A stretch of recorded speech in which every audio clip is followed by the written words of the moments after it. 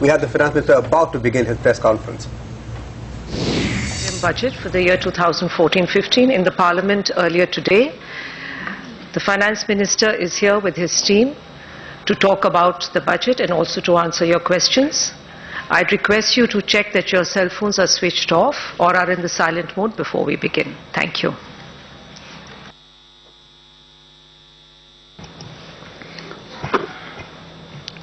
Good afternoon. I'm sure all of you have had an opportunity to read the budget speech as well as the supporting documents. And I assume you've had an opportunity to look at the numbers. So I shan't make any long opening statement so that we can leave enough time for questions. Because it is an interim budget, it is limited by time and space. There are also limitations of conventions. Keeping all that in mind, the speech focuses on a few important things which needed to be said, and I've tried my best to say that in a manner that average people reading the speech will understand what we are trying to do and what we have done over the last 2 years. We have put the economy on a more stable foundation.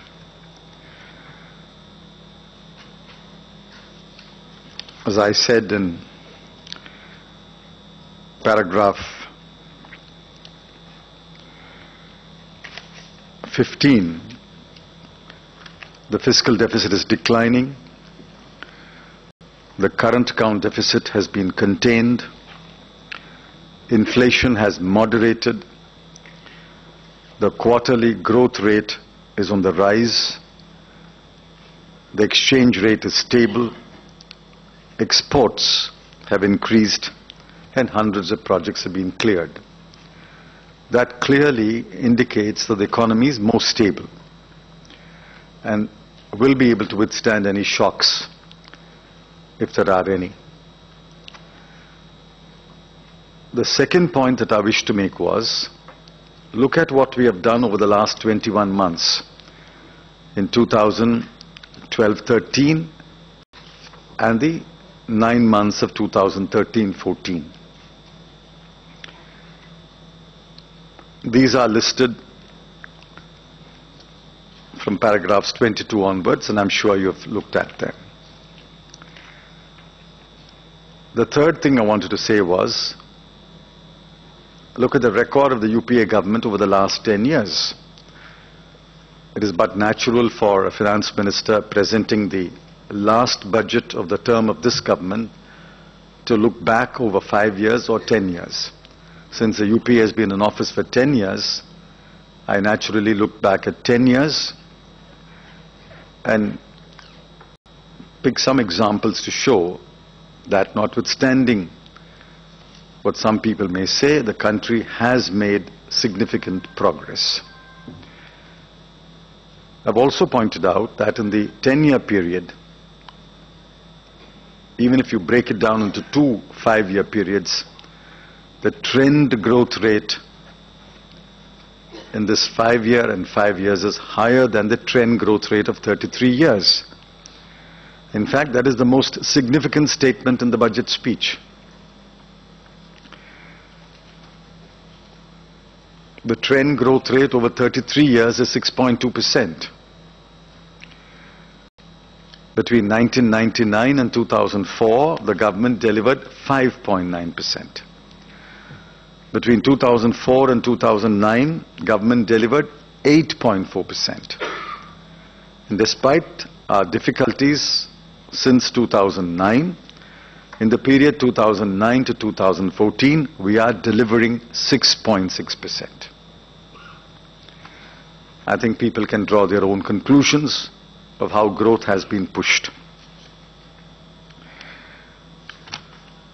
The next point I wish to make was that we are providing enough for our government's initiatives in the social sector. Every flagship program has been given adequate funds. None of the key ministries has been given money less than what was given in 2013-14. It's either equal to or more than what was given in 2013-14.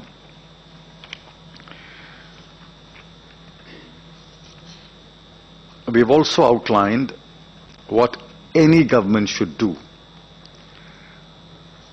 There is a whole lot of reforms that require to be done in the financial sector.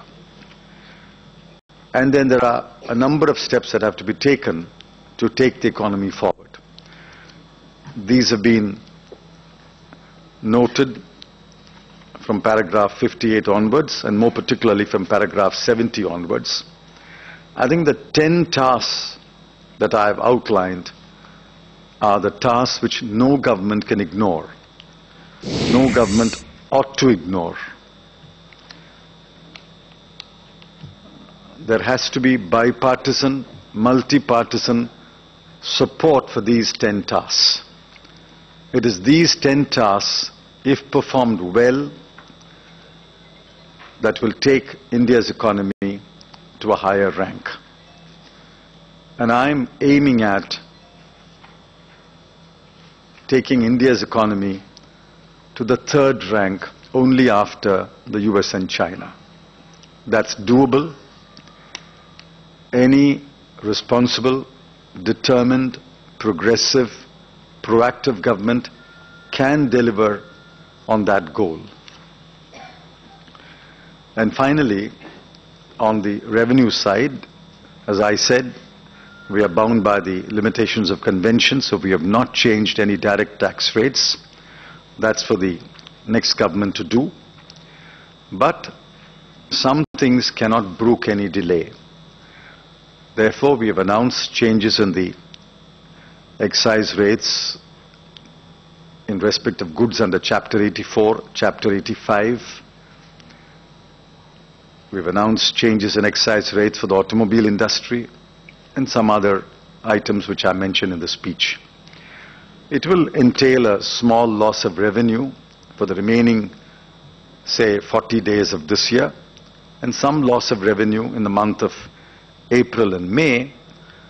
But if sales pick up, if the market picks up, if they're able to sell more, much of that loss can be recovered by additional sales. And then the government, when it presents its regular budget, can review what it wants to do about the rates that were announced today.